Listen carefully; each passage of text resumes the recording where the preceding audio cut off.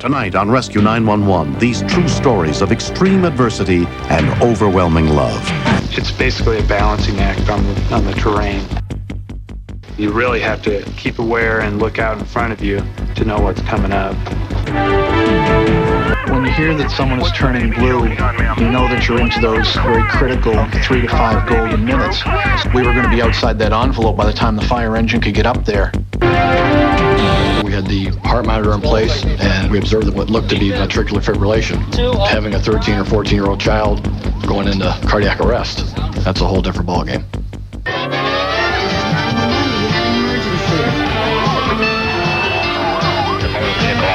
Just really rush the service. Is he breathing?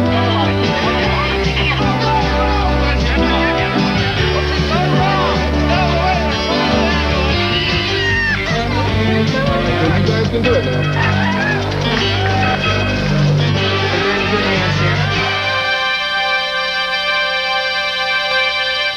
At any moment, any one of us might be called upon to try to change the course of events. We begin in Texas City, Texas on April 10th, 1994, where Candy and Arnold Sanchez had come with their family, expecting to spend a relaxing day at the beach.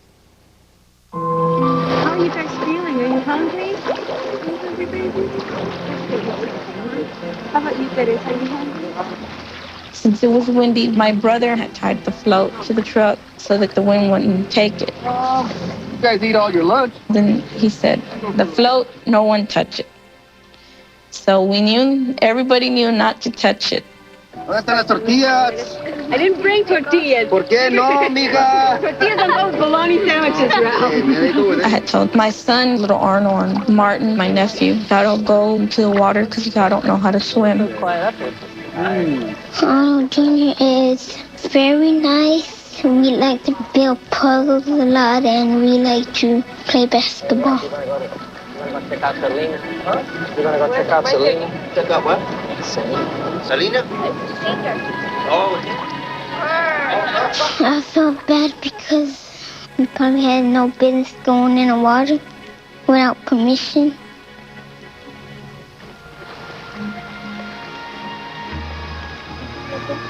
I heard Martin yell, help. Oh, my God. And I looked toward the water. I saw Martin and Arnold floating. Just stay right there. I'm coming to get you. Go get Arnold. Go get Arnold. My reaction was, I'm going to get those boys. They're going to get a whipping. They're going to not be able to watch cartoons for a long time because they were told to leave the raft alone. I really thought I was going to be able to get to them. Stay in the raft. Martin had gotten scared because I had said that I was going to spank them. He jumped out. Martin! Martin, hold on! Martin! Martin's drowning, so I went for him first. And Arnold was crying. He said, "You're not going to help me, Mommy?" And I said, "Arnold, stay there. We're going to get help." Arnold Sr. tried to swim out to his son. I took off at an angle. I figured I could swim out there and catch him before he went too far.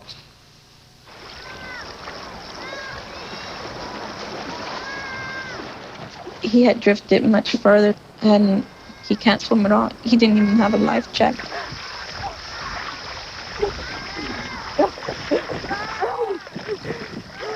What was going through my mind was that I wasn't going to reach him. I knew I couldn't. It was real hard because I watched my son just float away from me.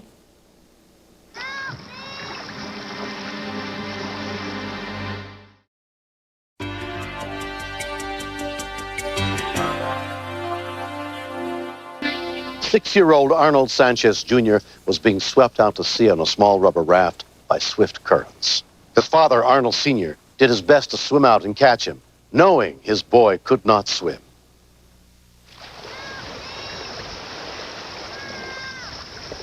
Seemed like the closer I tried to get, the further he was getting.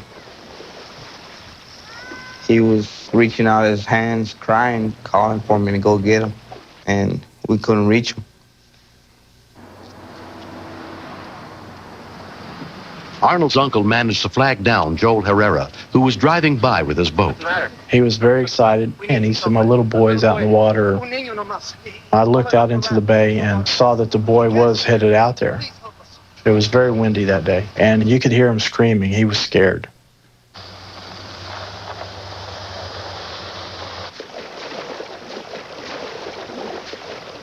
I couldn't swim anymore.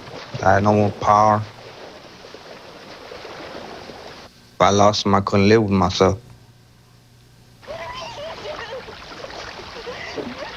At that time, I just said, God, please take over my son and watch him.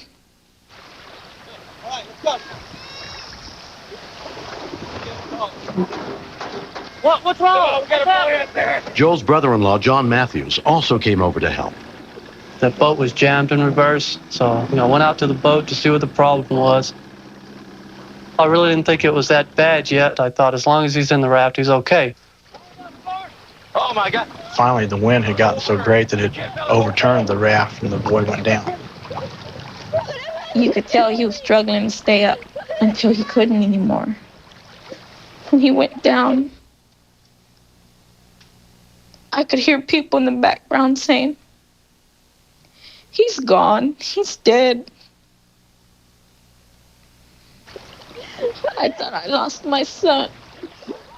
When I couldn't see his hands anymore, I thought that was the end of the world already. I knew we had a really bad situation.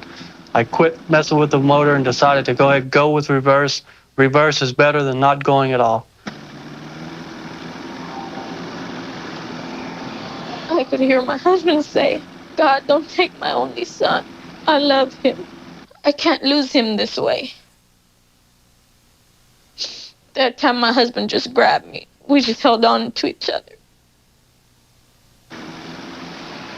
All I seen was the raft tumbling across the water. Didn't see the child. The things that were going through my mind was they're going to get rescue divers out here to catch the body or whatever, because I knew we wasn't going to find him.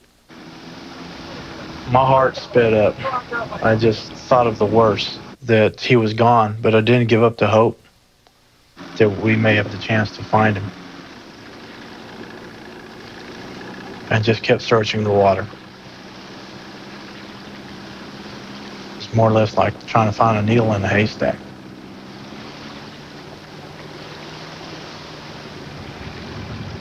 There he is. Go for it.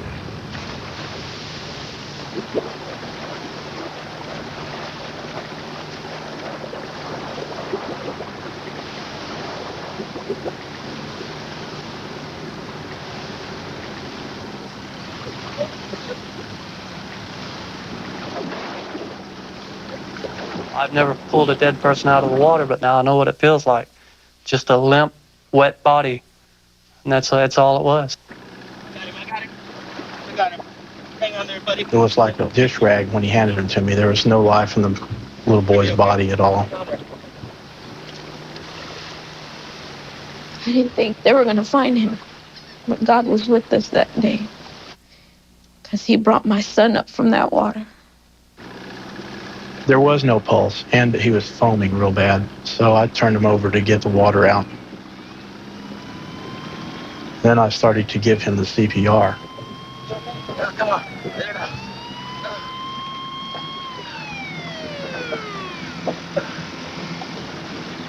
is. Since the boy was so small, I blew into his mouth and nose.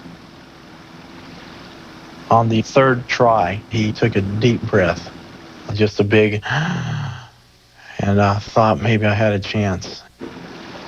EMT Shane Martin with the Texas City Fire Department took over the boy's care. Anytime in a near drowning, you're worried about brain damage from being under too long. It was obvious he had water in his lungs because of the lung sounds. What we needed is to fly him out as soon as possible.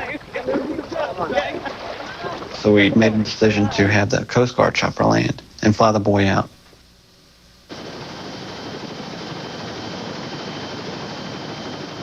Six-year-old Arnold Sanchez was taken by Coast Guard helicopter to the University of Texas Medical Branch at Galveston, where Michael Hurd was the head nurse on duty. All right. He was extremely combative, so he was without oxygen to his brain for some time. He did have some sounds that indicated that he had fluid of some sort in his lungs, and that can only get worse if we don't pay attention to it. Mr. and Mrs. Sanchez, please come in. I'm Dr. Barrett. How are you? I wanted him to look at me and say, Mommy, don't worry, I'm going to be all right. But he couldn't. If God chose him to be brain damaged or paralyzed, I was going to be able to accept it. Just as long as he didn't die. The following morning, Arnold regained consciousness. How are you feeling? I was so happy. He said, Mommy, I want to go home. Doctors told him, can you walk? He says, if you let me, I'll walk. He's a very lucky young man. The bystanders that found him in the water and started CPR initially on him is probably the single most thing that saved his life. Arnold, come in. He saved you. Good to see you again. Arnold has completely recovered from his near drowning. Never met you. Never. Thank you. No. You saved my baby's life. Oh, Joel's the one who saved his life. I don't like to think that we were the only ones that could have done that. If someone else would have had a boat out there, they would have done the same thing. That was just an accident and it happened. I just feel like I'm a lucky person that just happened to be in the right place at the right time. You know, there's nothing heroic about what I did. I owe y'all my life. I felt like I had done a good deed. I felt like I had returned a favor because I had an accident earlier and I got a second chance at life. And I felt like we were that boy's guardian angels that day. We were able to retrieve him and give him a second chance at life. Yeah. Next time I go to the beach, I'll wear a life jacket. You got it. I want to learn how to swim. That way when I'm in the high water, I don't have to drown. If you're going to take your kid to the beach, teach them to swim, teach them to dog paddle, teach them to float on their backs. If you can teach them to stay calm and stay afloat, you know, that's a big plus. It just takes seconds for something to happen. So it's your duty as a parent to keep an eye on your kids. And I also learned that my family needs to take classes for CPR. Because if my husband or I would have been able to pull my son out, we wouldn't have known what to do next. Don't give up. If it wasn't for those men, I wouldn't have my son right now. I love them. I think I owe them my life.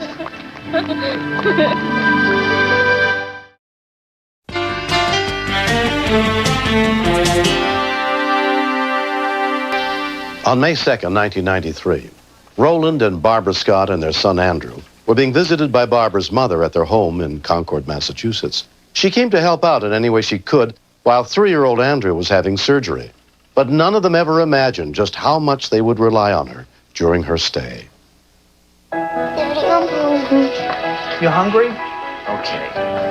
Andrew was supposed to go into the hospital for an operation that week to widen his trachea. Would you like some corn? Okay, great. Get some corn for you. Okay. Let's see. Hurry up, I'm hungry. He would seem all excited about it. Yeah, corn, great.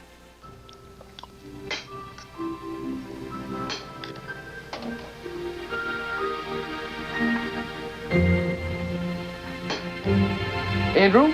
Andrew? Andrew, breathe. Cough. Come on, let it out. Andrew! Concord 911, this call. We got a baby that's choking. He's turning blue. What's your address? 157 Mill Road, Concord. He's turning blue, please. Okay, we'll be right there. Does anyone there know how to do CPR, ma'am? No. Okay, stay with me on the phone, okay? All right, hurry, please. He's turning blue. Please, he's turning blue. He's turning blue. We're on the way, ma'am. He's choking. He's choking, please. Hurry. Please.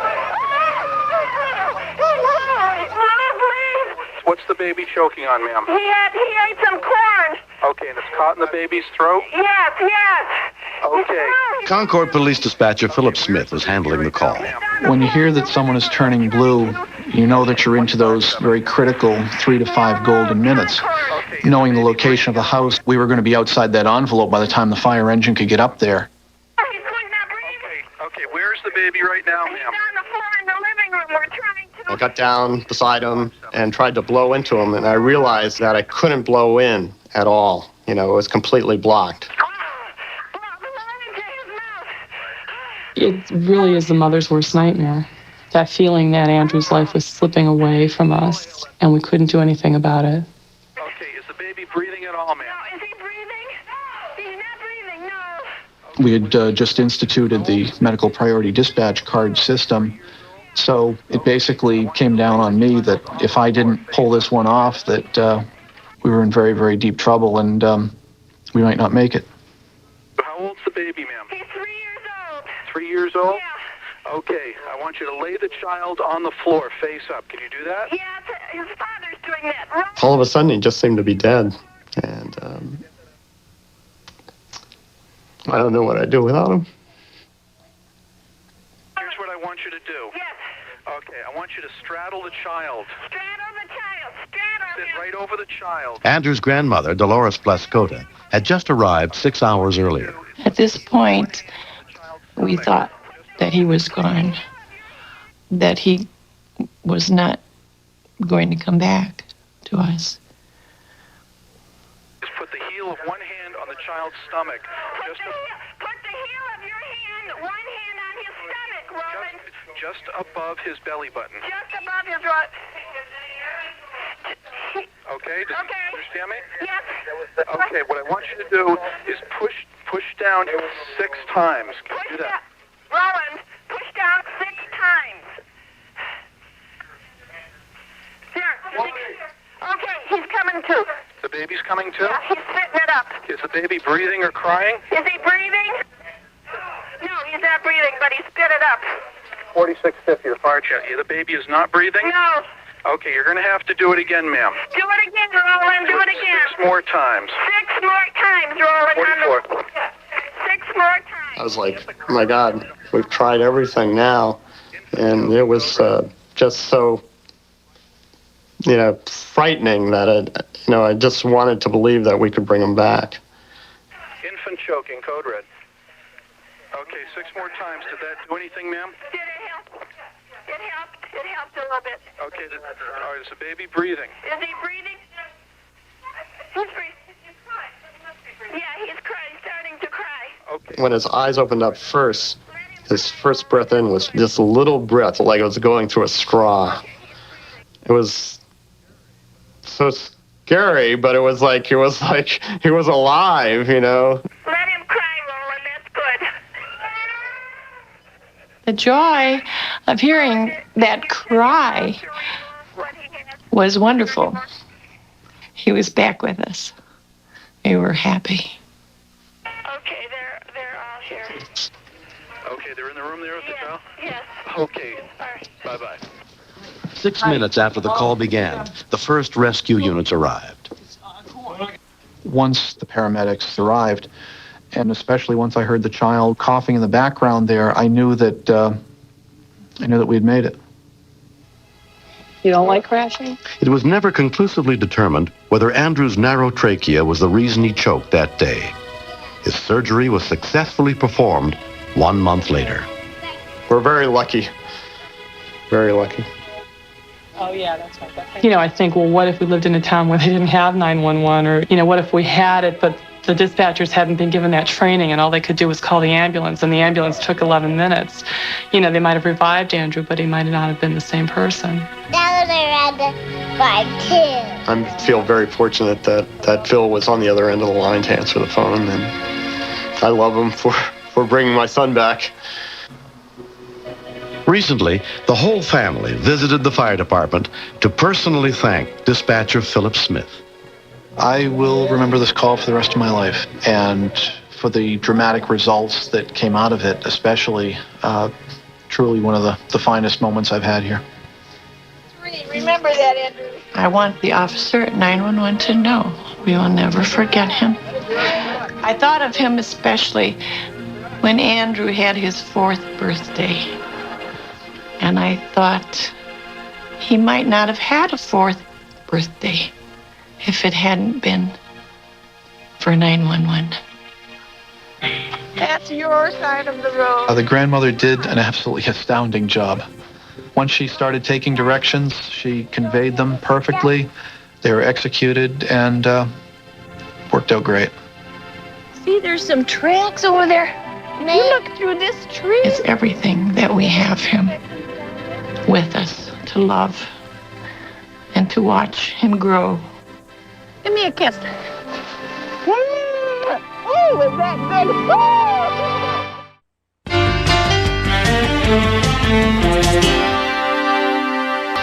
For some people, the thrill of a sport involves pushing yourself to the limit. On February 13th, 1994, a group of friends with a wide range of mountain biking experience were spending their Sunday afternoon riding together in a rugged and remote area near Blackwell, Texas.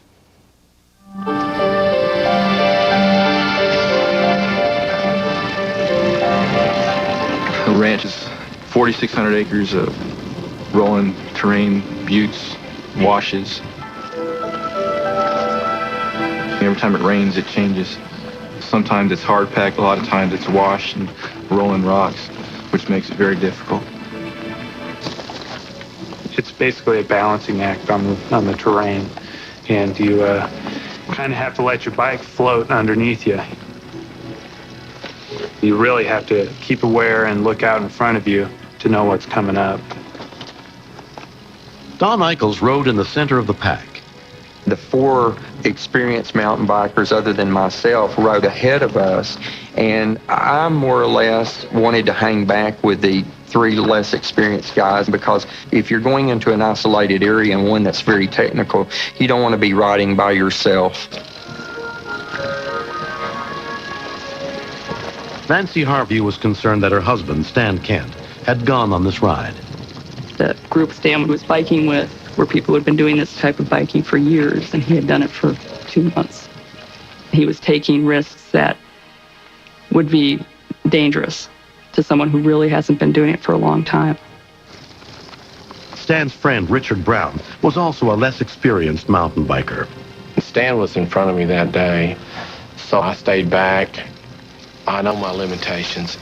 At times I have a tendency to fall, and I wouldn't want to fall in front of someone and cause him to fall. Steep drop! Gary Fraser was one of the most experienced riders in the group. The top is rocky and rough, and it kind of levels out and fools you because you pick up a little bit of speed and then it drops off.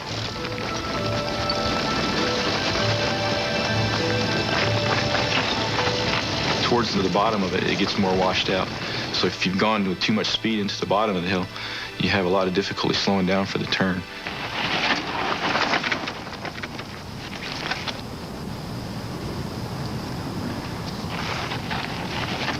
Think you can make it?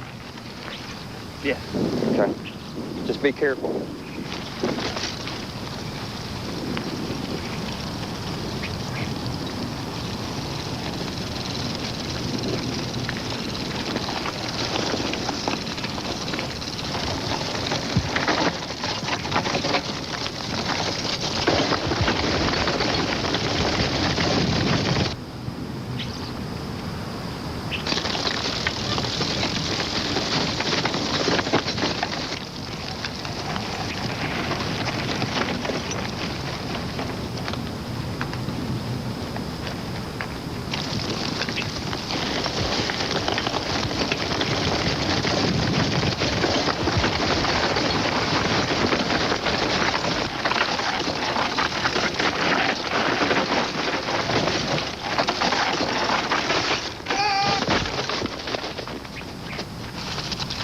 Guys, I need some help. It was a real uneasy feeling for me because Stan and I were pretty close friends, and we kind of watch out for each other when we're biking. And we kept talking to Stan and asking if he was okay, and he kept coming back to us saying that no, I'm not okay, I'm in a lot of pain. Are your legs okay? We realized that we need to get more help in there than what we had. You two guys go on out and get some help. You guys stay together, though, okay? I'm a scoutmaster for the Boy Scout troop, and that's basically where a lot of my first aid experience and training comes from. When there's a serious injury, you don't wait for symptoms of shock. You automatically go ahead and treat for shock. Stan, we want you to keep your body as still as possible. Just let them move you, okay? If he had sustained a back or neck injury, the only thing you can do is make it worse if you jarred him or made any sudden movements with him.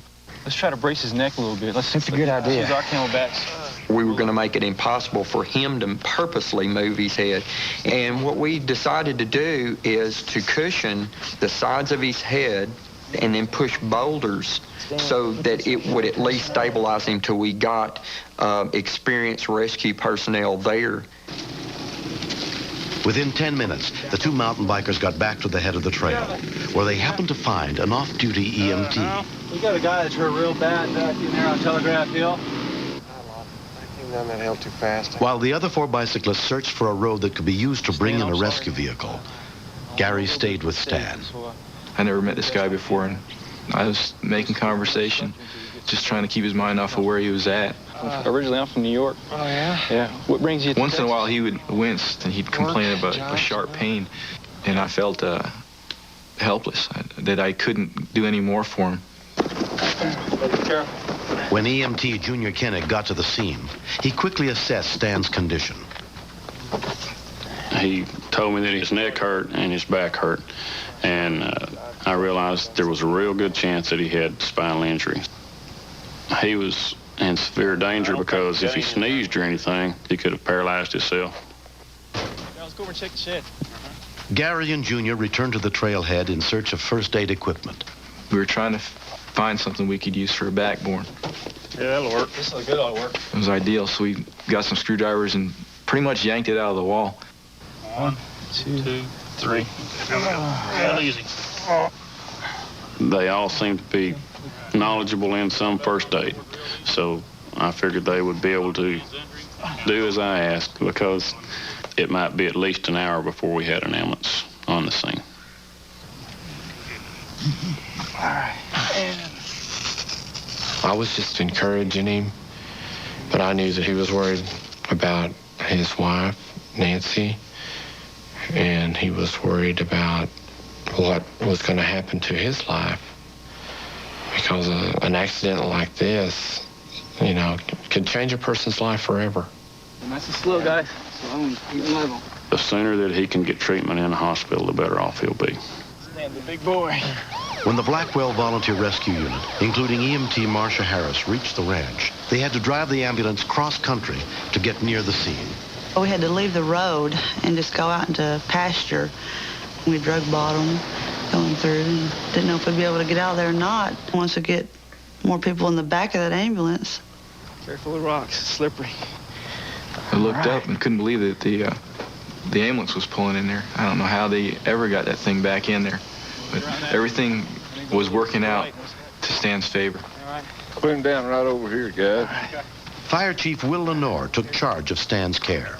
I knew that someone in this group had some medical training by looking at the way they had him packaged. I had a lot of admiration for what these guys had done. He had the tingling sensation in the fingers and forefingers on the other hand that were hurting him very bad. But observing the fingers, there was no injury. Signs that he very well did have serious injuries to the neck. I'll get this back. We've got a patient that has feeling in all four extremities. He's moving all four extremities. But one wrong move, and you've got a patient with a lifetime of immobility or mortality. 44-year-old Stan Kent was taken to the emergency department of Shannon Medical Center and put under the care of neurosurgeon Robert LeGrand, Jr. Another good hard squeeze here on the right side. Let's see the next one.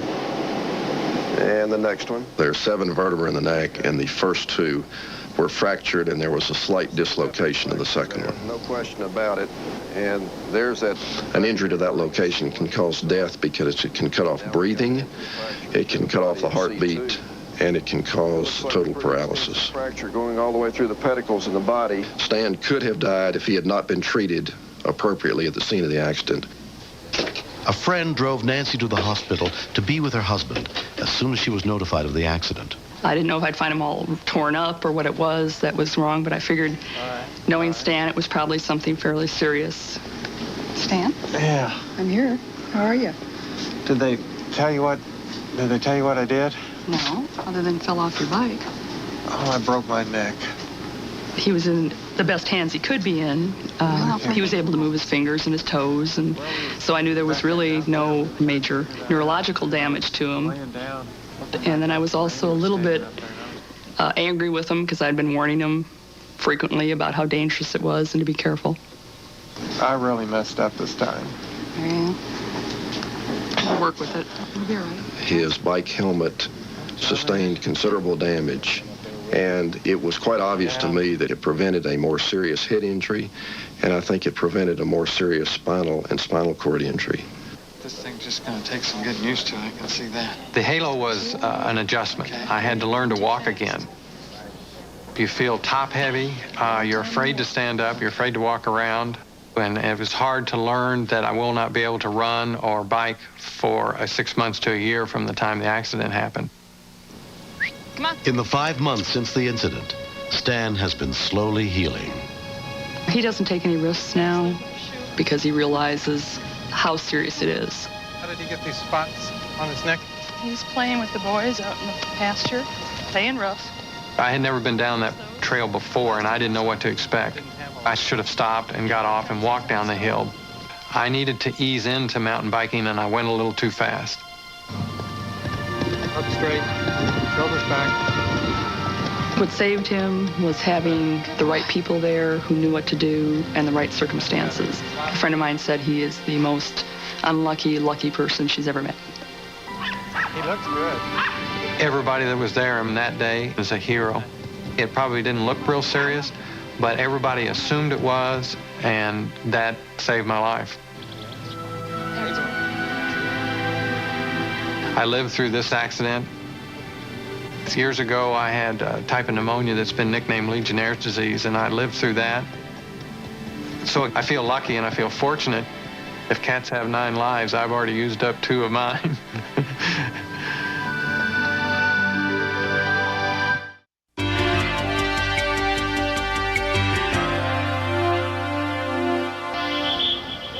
In Maple Heights, Ohio, as 1993 approached, Terry Lynn Smith was trying to cope with the difficult breakup of her marriage. But she had set aside the morning of December 5th, 1992, to watch her older daughter, 14-year-old Nikki, march in the local Winterfest parade. Nikki was my quiet child. She's always there for people, but she stayed to herself. She had asthma since she was 5, and when she's doing a lot of activities, it flares up. And I kept saying, march with your friends, but just don't blow the instrument. She said, okay, Mommy, I won't promise, I won't blow the instrument. I'll pretend like I'm playing and all. That's okay, Nikki, just do that. They had never had a Christmas parade, and she wanted to do it. She was happy, but you can't tell when Nikki, when she's upset, you know.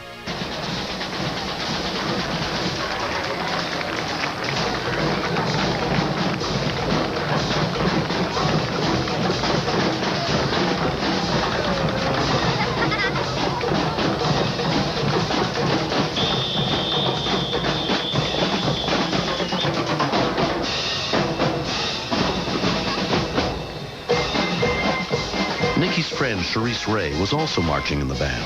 Everything seemed to be normal until we got to the middle of the parade. She started gasping. She would wave her hand and say she was okay and stuff, but she wouldn't stop. You okay? You need to stop marching? I seen her grab her chest, and that's when I screamed for her, Mr. Chamberlain.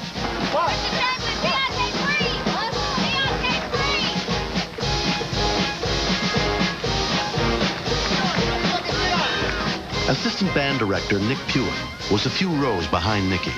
The band director yelled back to me that Nikki was having trouble breathing. And we knew that she wasn't an asthmatic, and I thought, she'll be okay. I've seen this happen before.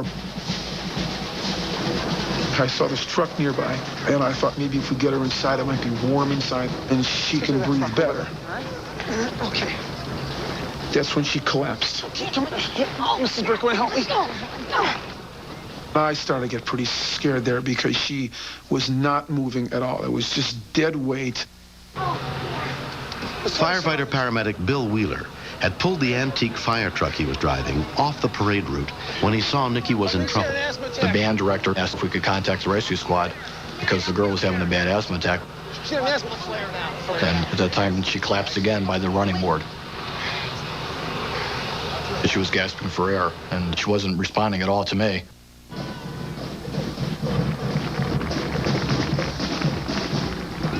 I saw the band, and then I kept, like, you know, you looking for your daughter, and I kept like, where's Nikki? Where's Nikki?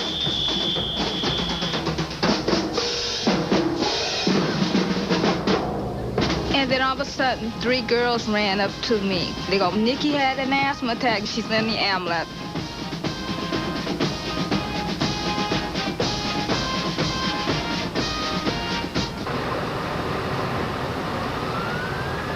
We immediately placed her on oxygen, and she started coming around, which we were glad to see that. She was kind of groggy a little bit, but I mean, she was responding to us and trying to talk to us. We knew then, well, at least the airway so far is intact, which is what we wanted. Here's your bloods. Good. When I got to the ambulance, she was just sitting there. And I talked to her. I said, Nikki, are you okay? And she just kept nodding her head. And then she made a comment talking about, tell Grandma I'm okay. And I said, okay. You know, that made me feel good. I said, okay, she's fine. She just needs to get to the hospital. They're going to do what they always do to her when she have her asthma attack. Take a couple deep breaths of that stuff. She was coming around, and things seemed to be going good. All right, get in. Thanks. I remember just finishing up, packing up our stuff there and getting ready to leave. Marching band had, looks like maybe an asthma attack. Seems to be okay. We got everything done on her, so. I think we're going to need some more help. And then suddenly the squad doors opened, and Bill yelled for me to come back in. She's having a seizure. It lasted about a minute or so, but it was pretty rough. At that point, I was thinking maybe the brain's depleted of oxygen. We had the heart monitor in place, and we observed what looked to be ventricular fibrillation. Leads are on. It's a lethal rhythm. Instead of the heart beating, all it's doing is actually quivering. I'm on lead 2. Having a 13 or 14-year-old child going into cardiac arrest, that's a whole different ballgame. That's something you don't expect. She was in critical condition. So as we pulled into the ER parking lot, we went ahead and shocked her right there. Okay, let's check her pulse. Any pulse? Nothing. Don't let me forget to get Mark something, okay? Hi, I'm Mrs. Smith. I'm here to see my daughter. All right, we got a weak pulse. Let's get her hooked up to the monitor. At Meridia Suburban Hospital, Dr. Arnold Feltoon was the EMS director. It's not very common for children to have primary heart problems. One of the things we would have to consider would be whether there was something more going on other than just a severe asthma attack. Okay. Is she breathing at all? We shouldn't be long. We shouldn't be too long at all. Yeah. We was just sitting back there, and, you know, we heard Cold Blue, and I said, God, we'd be here all day. I just felt it was somebody else, you know. I just knew it wasn't my daughter. She continued to experience arrhythmia. That's what required her to be electrically shocked to try to get the heart back to normal. Okay, check for pulse. Hi, everybody. I'm Dr. Feltoon. Are you Dion's mother? Yes. The doctor came in, and he said, your daughter just went into cardiac arrest. She had a heart attack? The first thing I told him, I said, no, you got the wrong person. She came in for asthma, you know, and he talked about, they in there trying to breathe her. Nikki's younger sister, Diane, asked to see her. The nurse took me by my hand, and she took me in there. And I looked at my sister, and she had tubes everywhere. She didn't look like herself at all. And that's when I, almost passed out, I was just crying and screaming and trying to make myself believe it wasn't true. As 14-year-old Nikki's condition deteriorated, she was taken to Rainbow Babies and Children's Hospital, where they had a special pediatric intensive care unit. Her mother joined her there. I wanted to grab her then and just hold her, but I couldn't touch her. They wouldn't let me touch her. And I looked up, and then the screen went black. We need some help in here. No problem. I think I just went crazy, and that's when they took me out because she went into another arrest. I just knew this was it. This was it. I'm not going to see her no more. I couldn't even hold her. Dr. Dan Lebovitz took over Nikki's care. Over the 4 to 6 hour period following her admission to the intensive care unit, she had approximately 15 to 20 episodes of abnormal heart rhythms that all of which potentially could have led to her death. We treat many, many children with severe asthma, and they don't do this. So we had to find another cause. At a number of times. We reviewed very carefully with the mother what medications she was on regularly. At least a half dozen times. They told me they think that she had taken an overdose. And I looked at, no, not Nikki. Nikki don't take no overdose. It's like, when did she do it? She didn't show no sign that she was going to do it. I was excited, like, Lord, I can go in there and see my baby. Your mom's here. I was waiting for her to make a sound. And I kept thinking, Lord, let's let her speak. She just looked straight at me and said, Mommy, hold me, please. And then I did exactly what she wanted me to do. I just held her. You know, and I held her, I squeezed her, and I'm shocked I didn't kill her then. I was holding her so tight. They said when I was in the hospital and I woke up, I told my head nurse that I had taken the overdose on purpose. It was a stupid thing that I did, but you learn from your mistakes. 14 months have passed since Nikki overdosed on her prescription medication. Both she and her mother, Terry Lynn, have gotten counseling. I was going through a rough divorce situation, and I was almost making Nikki the mom. I felt I was the only one at that time was able to take care of my mother and my sister, and I focused my attention on them and neglected to take care of myself. We both had to do a lot of growing up, and we did. Now it's like we are at the road we're supposed to be, mother-daughter road, and it's great. You know, we get along, we talk, we have fun, we fight. Since the incident, their counselor, Reverend Tanya Fields, has been very involved with the family. I believe that Nikki has learned that life is worth living, that there are people in the world who really care about her. She knows that she can pick up the phone and she can call someone and say, this is too heavy for me. I can't handle it. And it's okay.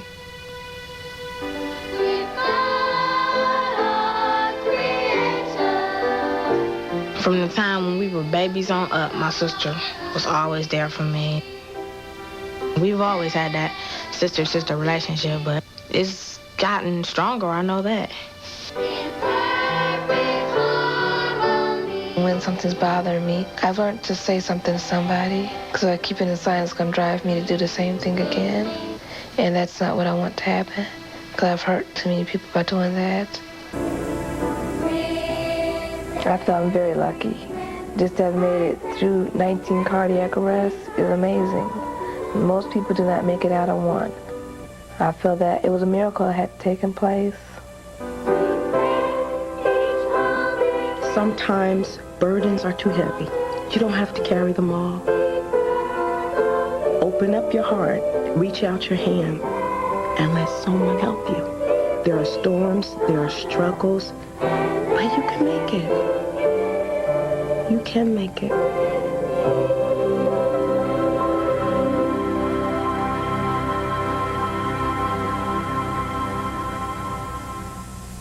I'm William Shatner. Join us again next week for more true stories on Rescue 911.